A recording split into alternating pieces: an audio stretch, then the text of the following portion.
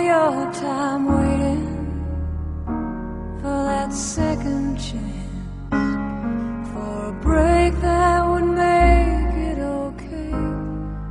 There's always some reason. This is Dr. Mark Ottenweller with Hope Worldwide. I'm the Director of Development for Africa. I'm here in Columbia, South Carolina because we have a lot of people here supporting our work, and they mobilized the infectious disease department and the medical school, a group of businessmen to help us here in Columbia. Today I'm meeting with the governor of South Carolina. We've met with researchers and other academic institutions. It's pretty exciting about all the support that we're mobilizing here in Columbia. But you need to know that there's some serious needs. The number of orphans in Africa is growing. Despite treatment, we're seeing millions of orphans now becoming adolescents, teenagers. The cycle's repeating itself. So there are a lot of needs across Africa.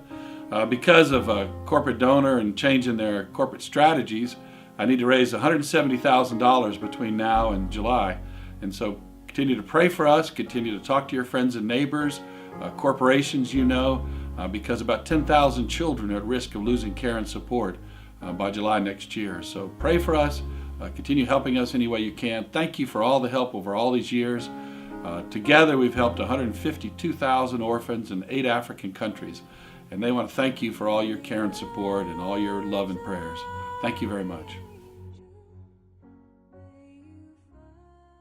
Let me talk a little bit about this. This is the real issue, is that you're not going to hear anything about orphans in Africa at all. And it's the largest humanitarian crisis of our lifetimes. I'll talk about that and why that is. But because of the tsunamis and the earthquakes and other natural disasters like that, you're not going to hear about these orphans. HIV treatment has helped.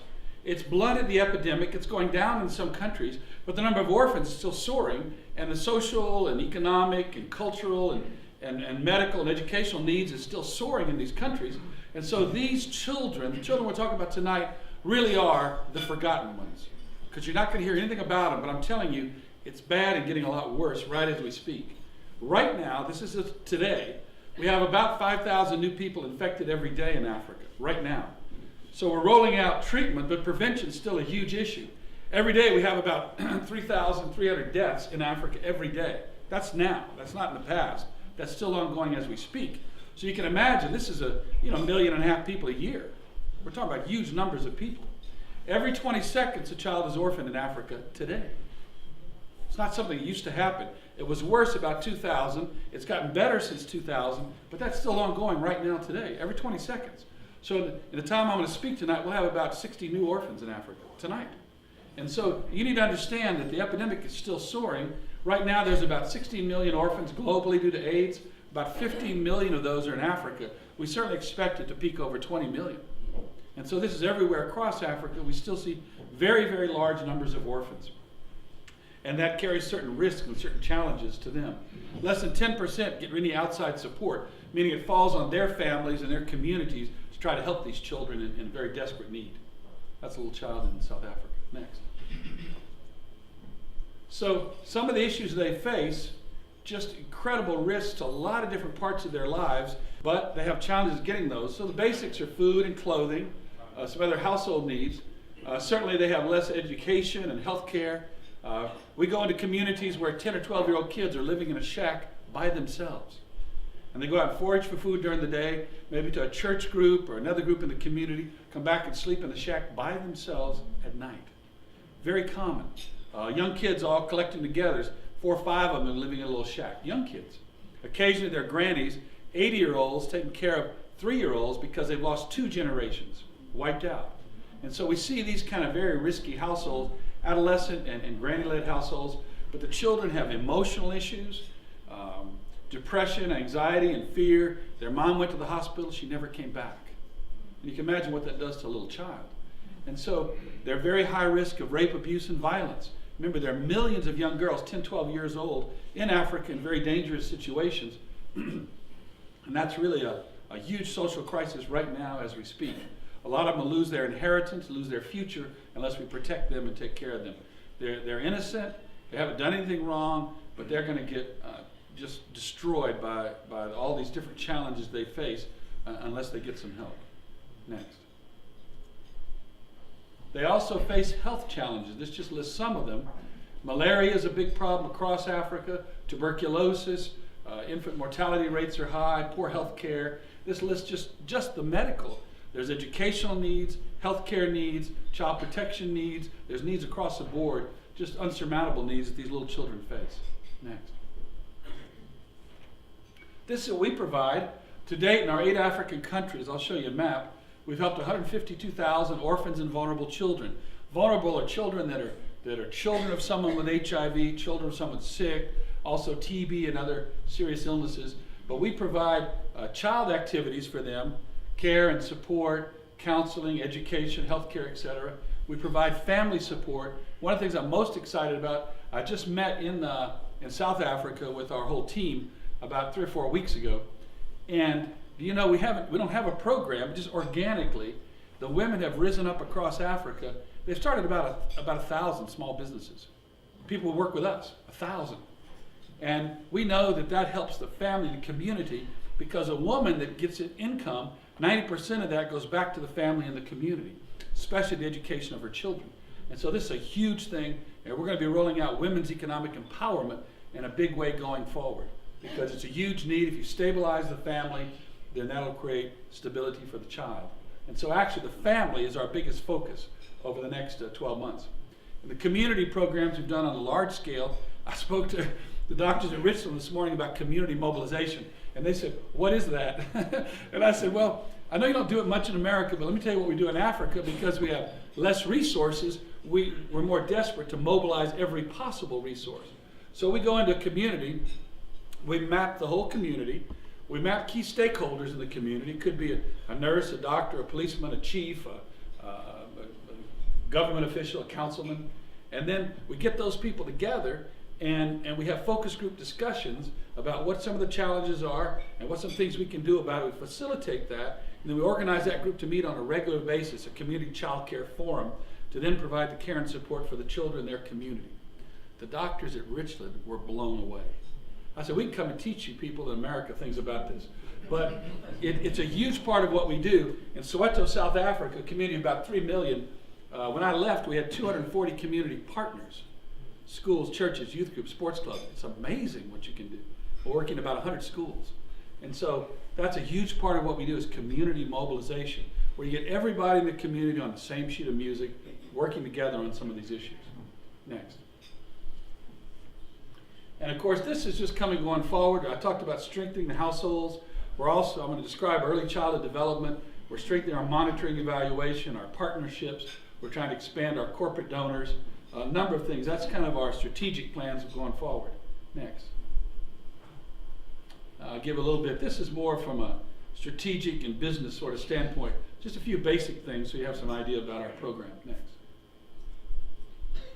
This is a map of Africa.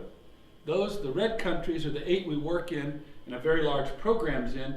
The 2 darkly colored countries are Liberia and Ghana. We'd like to develop programs there. It's an open door for a number of reasons and a great opportunity. So those are our next 2 targets. But this just gives a list here. In those 8 countries, about 40 communities, 152,000 orphans have been helped in those 8 countries. And this year, this calendar year, we'll help an additional 12,000 this calendar year. So there'll be numbers added to that this year as we move along. Next. So you have had a part in this, and you've had tremendous impact in these communities that we're talking about. This is Gogo Eva. Gogo is like granny. You can say it to a guy, it's kind of a put down. So I'd say, Yebo Gogo. That's like, if I told that to Paul Ramsey, he'd be like, okay, granny, come on now, get going here. To a woman, it's fine. To a guy, it's a little bit of a put down. Yebo Gogo. Yebo just means yes. So it's like, yes, granny. This is Gogo Eva. She's lost 2 daughters, 1 to AIDS. She's caring for her daughter's 3 children, one of whom is HIV positive. That's her grandchildren. She has a son who's HIV positive and is sick. They live in a 1-room shack. And about 3 months ago, I danced with this woman in her shack. Because Hope's providing nutrition, education, healthcare, psycho support. Look at the look on her face. That's what I want to show you. I want to show you her face. And so that's her grandson. I was in her shack, her little place there. It was awesome. And if we provide some of these basic tools, we can have a huge impact on people just like this across Africa. Next. This is Child Status Index. This is a little more complicated. Each child, we measure this on a yearly basis, and we do a sample about every 6 months. But we follow each child in these 6 parameters. The chart over there is one child. And so little Johnny or little Mary, we follow all these parameters. And in our programs, we bring them usually forward on a yearly basis about 20%. They go about 20% forward in all those parameters. That's a huge improvement. 20% improvement of a year in your education, healthcare, et cetera. And so we track that in all of our countries, and we've had huge improvements across those scores on the children we serve. Next. I can show you more of the statistics. This is our big partnership with Coca-Cola. We have a lot of other corporate partners at the bottom there. That's Muhtar Kent, the CEO of Coca-Cola. We sell Coca-Cola actually in Mozambique. We're probably going to scale that up across Africa. They've been a great partner, but we have a number on the bottom there. We have a number of other big corporate partners, our biggest of which is probably U.S. government as a partner in the CDC across Africa. But they've been a great part of our work. Next. These are just some, I think, the logos of our partners is next, corporate partners. This is one of the things I'm most proud of, and I'll explain it briefly. In the first line there, it says, National OVC Steering Committees, Botswana, Ivory Coast, Kenya, Nigeria, and South Africa. That means that our staff works at the top of the government level in strategic and implementing programs for orphans. That means our staff is working with those governments at the top to help develop policies and strategies for helping orphans in those countries. It's an amazing impact. In the Ivory Coast, I won't read all the other stuff, in the Ivory Coast we've written the national manuals. That means the whole country is using our manuals for psychosocial support of orphans, support groups, and a number of other things. And so details some of that, but we have a lot of great partnership with government. I want to talk about this just briefly. This is early childhood development. We know, and we found this out in the communities we serve. We did more research, we talked to more partners. And really, if you want to intervene in a child's life, you intervene from 0 to 6. Now we know this because we take our kids and we read books to them. We play games with them. We play with toys. We take them out and run around and kick a ball. But a lot of places people don't understand the importance of all those things. And so what we have to do from 0 to 6, if we want to have the most impact, we have it there. Very young children. And so what we did across Africa is begin to roll out early childhood development. Next. And so this is what we did. We developed some tools. I'll show you this poster on a large scale in a second. We worked out of nursery schools and other little community programs. We did a lot of training, and now we're working with government. We've already rolling this out in South Africa, Botswana, and the Ivory Coast already, and we're going to all the 8 countries probably by the end of the year. This is an incredibly important program and has the most impact. We can prove, intervening at 0 to 6, that the education levels will go up long term, the employment levels will go up long term, there'll be less crime, there'll be less social issues. We can prove that if we intervene early. It's very well measured over time. And so we're scaling this out across Africa right now. And so I just want to thank you for your help for these very little children, 0 to 6, that you're helping right now in Africa. Next. This is a poster, and those petals and stem are the 6 modules we use. The parent, those are all, there's education, healthcare, child protection, character building, exercise, etc. on those petals. And then what happens is a parent gets an A4 of those to bring home. They put it on the wall of the house. And because it talks about the 6 important things to their young child. On the right is a whole manual. It's a 200-page manual on parenting that we're rolling out across Africa to help the parents of these young children. Next. This is a scale-up opportunity. The lady in the picture there on your left is Ellen Johnson Sirleaf. She's the president of Liberia, first woman president in Africa ever. And she recently, last year, won the Nobel Peace Prize. She's fantastic. And so we had a meeting with her in Liberia and some of her staff. And that's, again, why this is an open door, because of some of our partners. Vice President of Coca-Cola, Alex Cummings, is from Liberia. And so there's a lot of reasons we think we can scale up in a big way in Liberia and Ghana. Liberia has 440,000 orphans in Liberia because they had civil war for 14 years and they had bad HIV/AIDS epidemic. That's 440,000 orphans in a country of about 4 million. That means 1 out of every 10 people in the whole country is an orphan. That's Liberia. One of the second poorest country on earth, I think, right now. First, I think, is the Congo. Second is Liberia. That's not in the middle of a civil war. And so we think that's a great opportunity. I talked to the president about helping the children there. We'd love to get some donors and sponsors to roll out a large program in Liberia. Next. These are some of our medical needs. I know that many of you aren't doctors. I've been talking at infectious diseases and at Richland Hospital. We do have medical needs. Next. We do have other management needs. Remember, we're going to roll out early childhood development. We have healthcare management. We have childhood and social services needs. So we'd also like to mobilize expertise from the Columbia area in addition to funding. Next. This is the problem that I'm facing right now. This is what keeps me up at night. Coca-Cola has been a great partner. They've been sort of lambasted in the media about water. They use 6 billion liters of water a year to make Coca-Cola. Obesity, diabetes, etc. So they're evolving into health and well-being issues. And so as of July, they're not going to fund us as of July 1st next year. We've had a great partnership. We're super thankful. It's been fantastic. But that's $400,000 a year we're going to lose as of July 1st. And so I need to raise $170,000 in core funding, especially for our Southern Africa sites, about 10,000 children at risk of losing care and support right now as we speak. And so that's my goal, is to raise that money over the next 6 to 8 months. 170,000. Next. So I want you to know about that. Every place I talk about the issues that we need, I want you to be aware of what's going on. This is just to give you an idea about what funding will do. For about $40,000, we could support or start a new site in one of these African countries. That's kind of seed funding for a pilot site. For about $50,000 to $100,000, up to about $200,000, we can roll out a large regional program. That's what it costs to roll out early childhood development or women's empowerment. You see those at the bottom. And so we could have donations from here in Columbia helping us start a new site or helping us starting a new program. And you could be responsible for rolling out early childhood development for 100,000 young kids from 0 to 6. It'd be fantastic.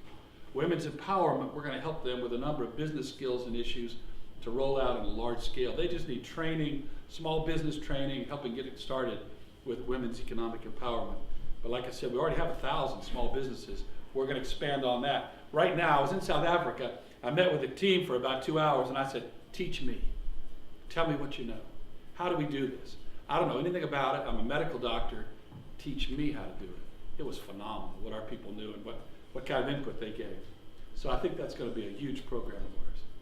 Next. This is Nelson Mandela. I got to meet him probably 7 or 8 different times. When I left South Africa, I'll tell you a couple quick stories. The first time I met him, the McDonald's, the first McDonald's in South Africa was walking distance from our house. How that happened, I don't know.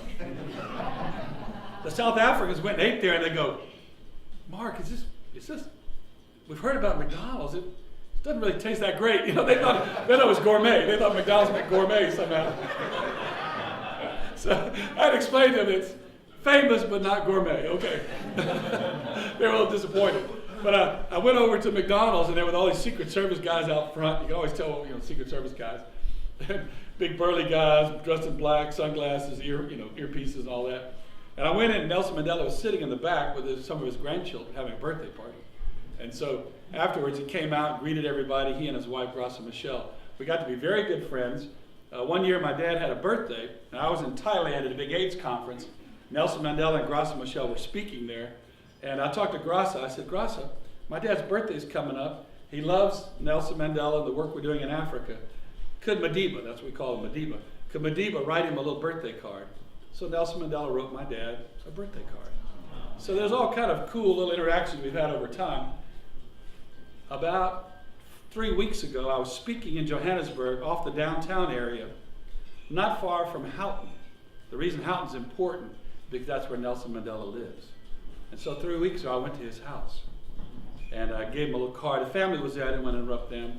He's not doing well. I'm sure he's going to pass away soon. But the family was all there, and so I just gave him a card and said, just give him a card. But he's been a big supporter of our work, he and his wife, Graça Michelle. But people around the world know the importance of children.